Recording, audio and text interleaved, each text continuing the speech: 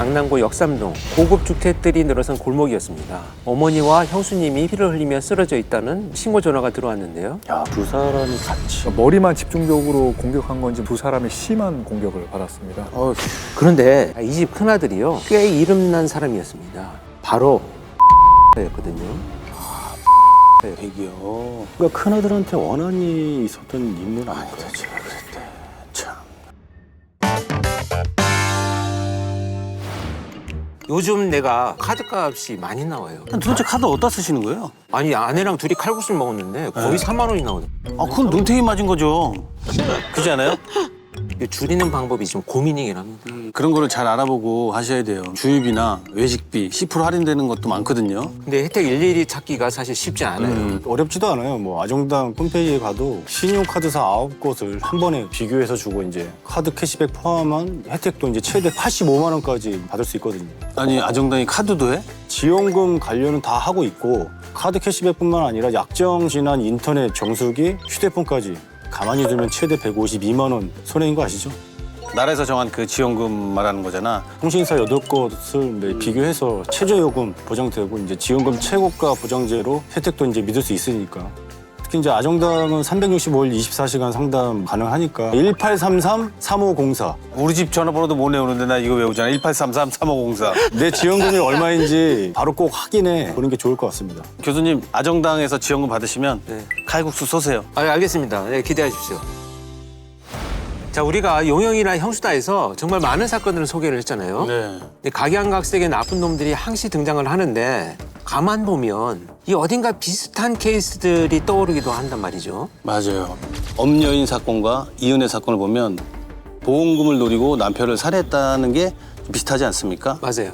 그래서 뭐 이은혜를 제2의 엄여인이다 뭐 이렇게 표현을 하기도 네. 했죠. 그래서 심지어 어떤 분은 용영에서 사건을 재탕하나 그런 의견을 주시는 분도 그런 있었어요. 분도 있어요. 네. 절대 재탕은 없습니다. 용영은. 저희는 완탕이죠. 그렇습니다. 자, 그래서요, 어딘가 닮은 두 사건을 함께 풀어보는 새 코너를 준비했습니다. 아니, 무슨 뭐 매주 툭하면 새 코너가 나와요. 그러니까. 코너 만드느라고 바빠요, 제가 지금. 이러다 개콘도 짜겠어요. 벌써 짜고 계시는 거 아니에요? 코너가 하나 툭 치면 나오네. 자, 그래서 두 가지가 같은 계열이거나 친근한 관계일 때 우리가 보통 자매란 말을 많이 쓰잖아요. 그쵸. 자매품이다, 자매 결혼을 맺었다. 맞아요. 자, 그래서 이런 말들을 붙여봤어요. 이름하여 자매수다. 자, 매수다. 그럼 매수한다는 얘기 아니에요? 자, 매수다. 그 사건 해결할 때 결정적인 증거를 스모킹건이라고 그러잖아요. 맞아요. 근데 스모킹건. 이제 스모킹건이 서로 비슷한 사건들의 경우에는 그 사건들끼리 뭔가 통하는 게 있다는 생각이 들잖아요. 그렇습니다. 오늘은 어떤 사건인가요? 오늘의 자매 사건 먼저 얘기를 해보겠습니다. 우리가 예전에 용인에서 이런 사건 한번 했었어요. 이 사건은 제가 투입이 돼서도 굉장히 현직 때 애먹었던 사건 중에 하나인데 2009년 충남 보령에서 있었던 일입니다. 10가구 총 16명의 주민들이 사는 아주 조그만 마을에서 하룻밤 사이에 한 노부부가 집에서 숨진 채 발견이 된 겁니다. 아, 기억이 날 것 같기도 한데 이게. 그 바로 아랫집에 있는 할머니까지 같은 날 사망을 한 거예요. 그래서 부검을 해보니까 세 사람 다 청산가리를 먹고 사망한 걸로 드러났죠. 정상가리. 그러니까 세 분 다 청산가리를 먹고 사망한 거였다는 거죠. 네. 아니 16명밖에 살지 않는 마을에 3명이 한날 1시에 또 사망을 했다는 게 너무 이상한데요. 그렇죠. 그렇죠. 그러니까 결국 그 사건은 뭐냐면 이 사망한 아랫집 할머니의 남편이 이 청산가리 독극물 살인 사건을 벌인 거였었어요. 결국 무기징역을 선고받은 사건이었습니다. 근데 이 범인이 현장에 아주 결정적인 걸 남겼어요. 이 사망한 노부부의 집 아궁이에 구겨진 신문지 조각이 하나 발견이 된 건데 이게 수사 과정에서 정말 아주 결정적인 큰 역할을 했었습니다. 아궁이 있었으니까 이거 모르고 태워버렸으면은 큰일 날 뻔했네. 결정적인 역할을 했다. 뭐였을까요, 그게? 자, 그게 뭐였는지 오늘 사건을 들으면서 한번 추측을 해보겠습니다. 궁금할 때 딱 끊으신다니까 그냥. To be continue. 네? 자, 오늘 소개할 사건의 범인을 검거하기 위해서 수사 중에 수배 전단이 내려집니다. 네. 그 전단을 먼저 보여드리겠습니다. 당시의 수배 전단이에요. 현상금이 1,000만 원이네요. 야, 근데 고작 27살밖에 안 됐잖아요. 되게 나이 들어 보인다, 근데. 이야. 그러니까요. 중요 범죄 용의자라니 이게 무슨 짓을 해서 이런 전단지까지 뿌려진 거죠? 1993년 10월 25일 월요일 서울 강남구 역삼동 고급 주택들이 늘어선 골목이었습니다. 한 집에서 신고 전화가 들어왔는데요. 그 집 둘째 아들이었는데 안방에 어머니와 형수님이 피를 흘리며 쓰러져 있다는 내용이었습니다. 집에서 피를 흘리고 있었다고요? 야, 그것도 시어머니와 며느리 두 사람이 같이. 무슨 일이 일어난 거죠? 경찰이 바로 출동을 했는데요. 네. 집 대문부터 현관까지 피가 낭자있다는 거예요. 두 사람이 쓰러져 있다던 이 안방에 들어갔더니 이미 숨진 걸로 보이는 40대 여성이 엎드린 채 누워져 있었습니다. 40대면은 며느리일 거고. 그럼 어머니는? 신고를 했던 둘째 아들이 어머니의 숨이 아직 붙어 있는 걸 확인을 하고 직접 어머니를 업고요. 거기서 200m 정도 떨어진 병원으로 뛰어갔던 거예요. 근데 병원에 도착을 하니까 이미 숨을 거둔 상태였습니다. 에휴, 두 분 다 사망하셨구나. 야, 직접 어머니를 업고 뛰어갔으니까 아유, 갈 때 그 심정이 진짜 어땠을까요, 진짜. 사인은 뭐였어요? 그러니까 어머니의 숨이 붙어 있었던 게 기적일 정도로 두 사람이 심한 공격을 받았습니다. 그러니까 머리만 집중적으로 공격한 건지 얼굴을 알아보기 힘들 정도였습니다. 그러니까 그냥 보기에도 둔기에 20차례는 맞은 걸로 보였거든요. 방에는 피 묻은 망치와 알루미늄 야구 방망이가 함께 발견됐고요. 며느리의 손에는 끈에 묶였던 흔적이 남아 있었습니다. 아니 근데 손에 묶인 흔적만 남아있다는 거는 묶었다가 풀어졌다는 건데? 그러니까 시어머니와 며느리는 이 집에 같이 살고 있었던 건가요? 이 집에는 큰아들 부부가 아이 둘을 키우면서 어머니를 함께 모시고 살았습니다. 아이들은 모두 학교에 가 있었고요. 분가한 둘째 아들이 월급날이라서 어머니에게 용돈을 드리러 이 집에 왔다가 현장을 발견한 거죠. 아, 집에 두 사람만 있다가 변을 당했구나. 그러면 큰아들은 출근을 했던 건가요? 큰아들은요, 몇 달째 이 집에 없었습니다. 경주에 내려가 있었거든요. 경주에는 왜? 자, 이 집 큰아들이요, 꽤 이름난 사람이었습니다. 유명 대기업 개발사업부의 대표이사였거든요. 며칠 전 부도가 나긴 했지만 부도가 난 대기업. 탄광 사업으로 시작해서 몸집을 키운 이 B그룹이 있었는데 그 계열사 중에 하나였던 이 B산업의 대표이사가 바로 이 집 큰아들이었습니다. 근데 불과 5일 전에 부도가 났던 거예요. 큰아들은 그 회사에 스카우트된 지가 6개월 정도 됐는데 경주에 테마파크 개발 사업을 맡으면서 3개월 전부터 경주에 상주를 하고 있었습니다. 집에는 한 달에 한 번 정도만 올라왔고요. 사망한 아내는 서울과 경주를 오가면서 어머니와 남편 그리고 이제 아이들까지 돌보면서 내조를 하고 있었습니다. 힘들었겠다. 그날도 아침까지 경주에 있었는데 동창회에 간다고 올라왔다가 이런 사고를 당한 거였습니다. 범인이 현장에 남기고 간 거는 뭐 없었나요? 그 현장에는 야구 방망이와 망치 외에 흰 장갑이 한 켤레 발견됐고요. 쓰러진 며느리 주변에 속옷과 속치마 5점이 널려 있었습니다. 속옷이 널브러져 있었다. 혹시 성범죄도 저지른 거야? 뭐야? 근데 성범죄로 단정하기에는 옷이 벗겨진 흔적이 없었는데다가 스타킹까지 그대로 신고 있었던 상태라고 합니다. 속옷들은 옷장을 뒤지다가 꺼내진 건가? 그러니까 이 집이 기업 대표이사네였잖아요. 돈이 많았을 텐데 사라진 물건은 없었나요?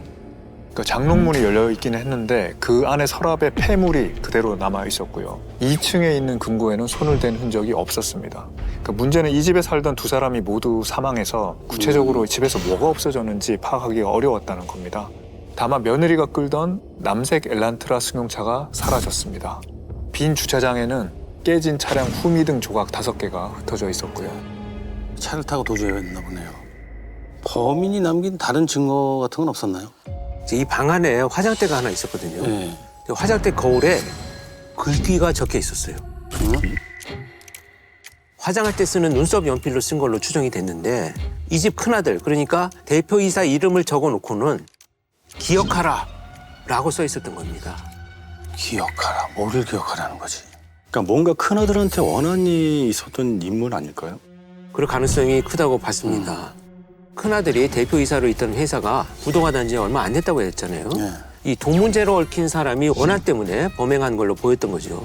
하지만 수사에 혼선을 주기 위해서 일부러 연출해 놓은 상황도 염두에 두고 화장대에서 지문을 채취해서 감정을 의뢰를 했습니다. 주택가였으니까 목격자가 한 명이라도 있었을 것 같은데.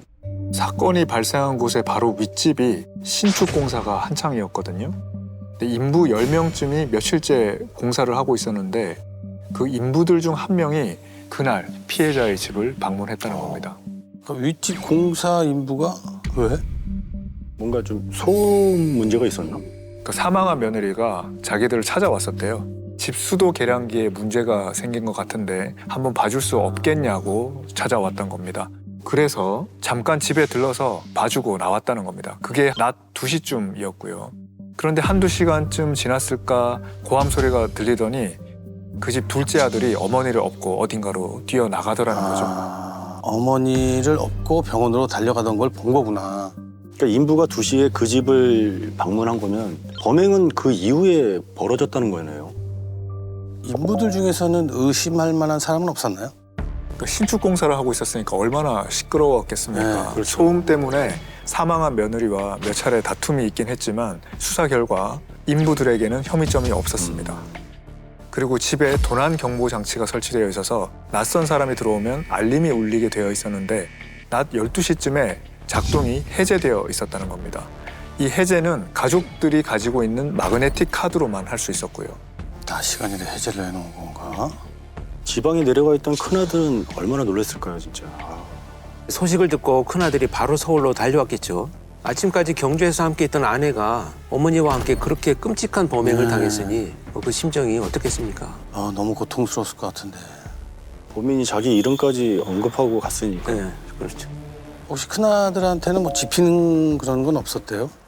큰아들의 현 직장과 전 직장 사람들 모두 만나봤지만 성격이 원만하고 일처리도 깔끔해서 누가 원한을 가질 만한 사람은 아니라고 했습니다. 2달 전쯤 회사의 인사조정 때문에 직원 4명이 해고된 적이 있었는데 그중에 1명이 사무실을 찾아와서 행패를 부린 적은 있었대요. 그런데 수사 결과 그 사람도 알리바이가 확실했다는 거죠. 일단 그러면 원한 가질 만한 사람은 없었다는 거잖아요. 단순 강도였던 건 아닐까? 아니 근데 금고랑 폐물에 손댄 흔적이 전혀 없었잖아요. 서울로 올라온 큰아들이 집안 곳곳을 살피면서 사라진 물건들을 확인했는데 2층 금고에서 800만 원 정도가 없어졌다고 합니다. 당시 800만 원이면 지금 돈으로 환산했을 때 약 2천만 원 정도 되니까 꽤 큰 돈이죠. 큰 돈이죠. 네. 근데 금고를 턴 흔적은 없다고 했는데.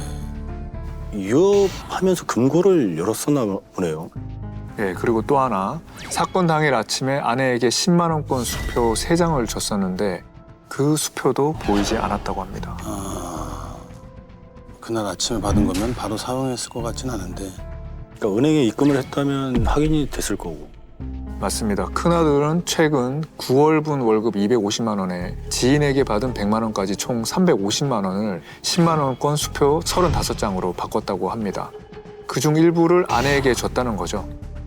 경찰은 큰아들의 거래은행을 통해서 수표 35장에 대한 추적에 들어갔습니다. 만약에 범인이 수표를 가져간 게 맞다면은 범인 잡는 거는 뭐 시간 문제일 것 같은데. 근데 이 수표를 사용해야 단서가 나오는 거잖아요. 그렇죠. 또 사라진 엘란트라 차량도 수배를 내렸습니다.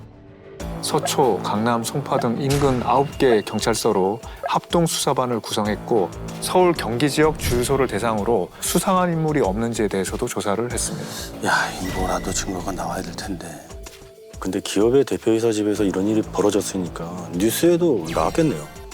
맞습니다. 이 사건이 벌어진 다음 날 뉴스와 신문에는 비산업 대표이사 집에 고부가 살해됐다는 소식이 실렸습니다.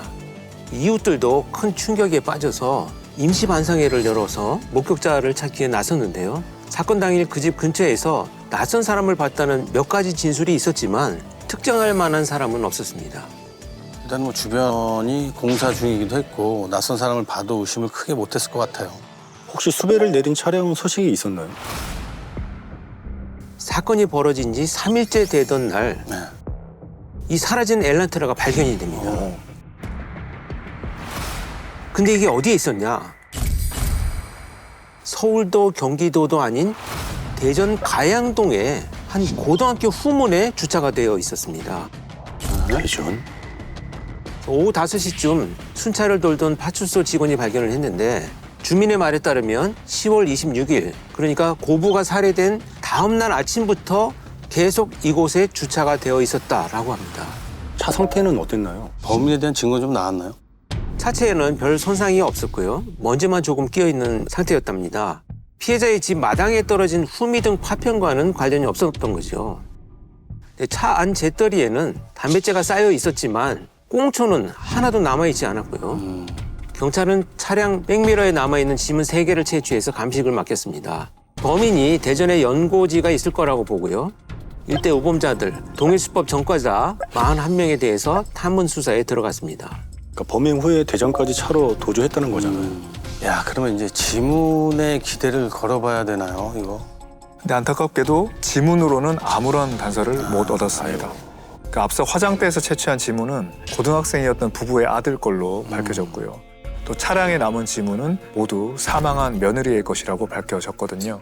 그러니까 수사는 미궁에 빠졌고 경찰은 목격자를 찾는다는 전단지 2만 장을 서울과 대전 일대에 배포하고 현상금 500만 원을 내걸었습니다. 뭐 이때까지가 사건 발생 9일째 되던 날이었죠. 현상금 500만 원을 걸었네. 아까 앞에 본 전단은 1,000만 원이었고 얼굴도 공개돼 있었으니 그 전에 뿌려진 건가 봐요. 맞습니다. 그런데 11월 12일 아주 중요한 정보가 입수됐습니다. 사망한 며느리가 갖고 있던 수표 있었죠. 네. 그중 2장의 행방이 나온 거예요. 오, 그러면 범인이 사용한 건가? 어디서 나왔어요? 수표가 입금된 건 수원에 있는 제2은행이었는데 출처를 따라가 보니까 한 장은 수원의 한 여관에서 또 한 장은 수원의 한 양품점에서 사용한 걸로 나왔습니다. 2장 다 수원에서 사용됐다는 거잖아요. 범인이 지금 수원에 살고 있나? 예전에 수표면 이설을 해야 되잖아요. 지금도 마찬가지고. 네, 맞아요. 맞습니다. 이 수표를 사용한 사람들의 이서 정보가 적혀 있었어요. 네. 경찰은 이들 중 범인을 찾기 위해서 가장 먼저 뭘 했을까요? 신원 조회를 해봐야 되겠죠. 또 뭘 확인해야 되나? 바로 범인이 화장대에 문구를 하나 남겼다고 했잖아요. 아, 기억하라. 필치를 본 거구나. 맞습니다.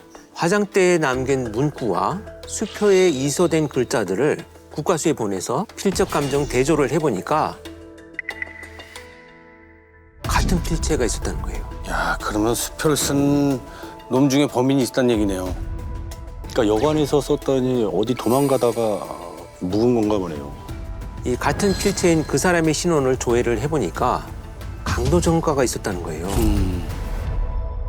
이 사람이 누구였냐? 바로 이 남자였던 겁니다. 야, 27배. 네. 현상금 1,000만 원이 걸려 있었던.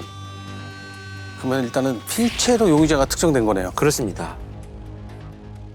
아까 맨 처음에 우리가 시작할 때 보령 사건에서도 범인이 현장에 남긴 신문지가 신문지. 결정적인 역할을 했다고 했잖아요. 근데 범인은 이 노부부에게 청산가리를 먹이기 위해서 희로회복제 물약하고 알약을 같이 남기면서 신문지에 메모를 적어놓고 갔던 거예요. 그때 남겼던 신문지를 한번 보여드리겠습니다. 남을 키러 와다가 들려더니 안 계셔서 돌아가며 피로회복제 2억에 놓고 가오. 다음에 들리겠소. 이 맞춤법이 다 틀렸는데 이거. 아, 이래서 이 필적과 같은 사람을 잡았던 거구나. 맞습니다. 범인의 집에 있던 수첩으로 같은 필적인 것이 확인이 됐고요. 이 범인이 청산가리를 구한 정황, 그리고 집안에서 비어있는 약 캡슐까지 발견이 되면서 검거를 할 수 있었던 사건입니다. 야. 심지어 이때 이 범인의 집에 있던 펜과 이 신문지에 쓰여진 펜이 성분이 같은 펜이다라고까지 감정이 나왔었어요. 알려 청산가를 넣었다는 건 진짜 치밀했네. 네. 진짜 두 사건은 닮은 부분이 있네요. 필적으로 용의자를 찾았다니까. 어쨌든 이 화장대에 남긴 메모와 필적이 같았던 전단지 속 이 남자 27살 정 씨의 전과를 조회를 해보니까 여성 속옷을 머리에 뒤집어 쓰고 피해자를 철사로 묶은 뒤에 망치로 위협하는 그런 범죄를 저지른 적이 있었다는 거예요. 그래, 속옷을 뒤집으시고 변. 비슷한 전과까지 있었네요.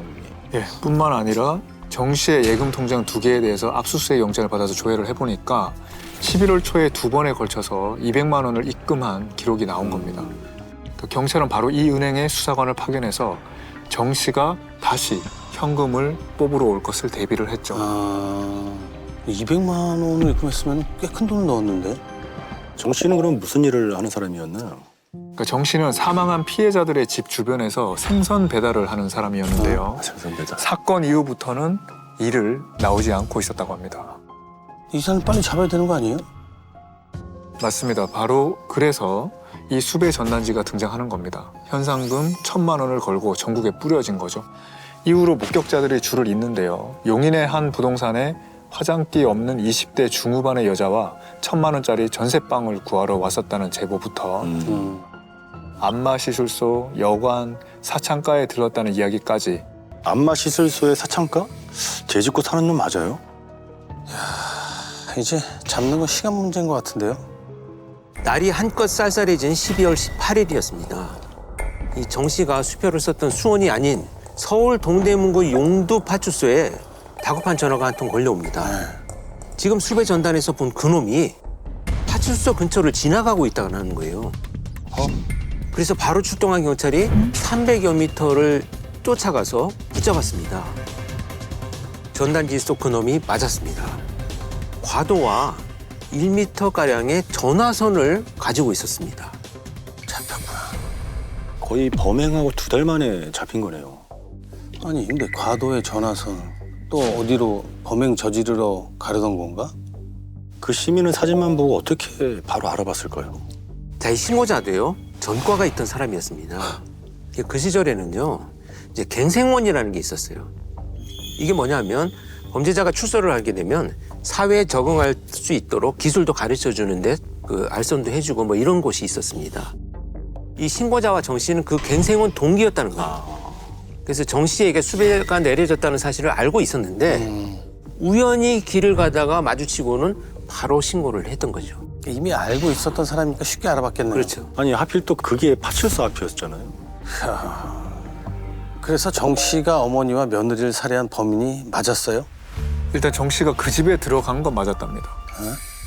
그럼 이게 무슨 소리예요? 그냥 나왔다는 거야 뭐야 이게.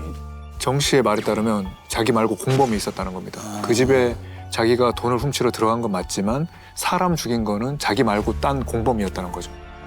그럼 뭐야? 자기는 지켜보기만 했다는 거야, 뭐야? 맞습니다. 범행하기 15일 전쯤에 방배동의 한 포장마차에서 술을 마시다가 30대 남자 한 명을 만났는데 이름이 강민철이었다고 합니다. 강민철과 같이 범행하게 된 건 맞지만 자기는 강민철이 시키는 대로 망망맞다는 겁니다. 사람을 죽일 때도 금고에서 돈을 가져갈 때도 자기는 그 방 안에 있지도 않았다고 말을 했습니다. 아니 그래서 그 강민철이라는 사람이 어디 있는데요?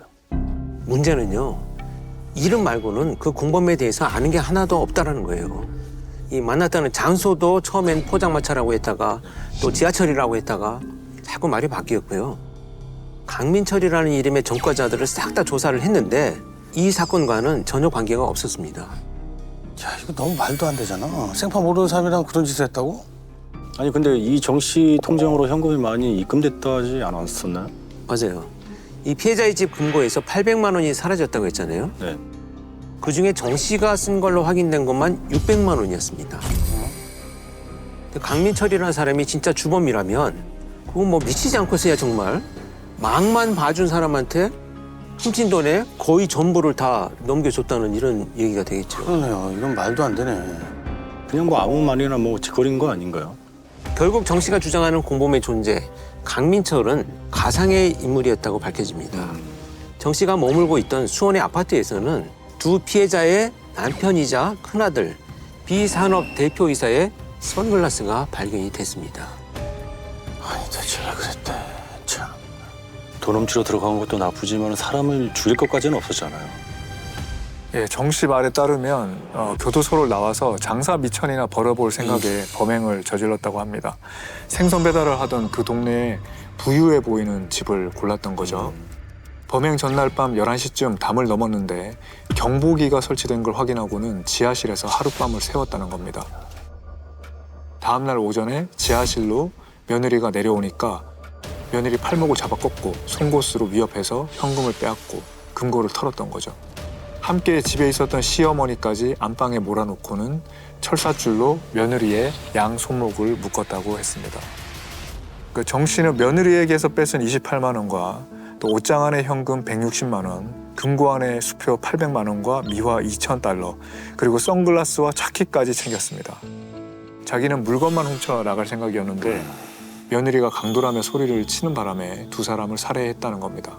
그리고는 수사에 혼선을 주기 위해서 화장대 위에 있는 의료보험증에서 큰 아들의 이름을 보고 그런 글귀를 남겼다는 거죠. 전혀 아무 원한도 없는데 그런 메시지를 남겼다는 거잖아요. 진짜 최악이다, 최악.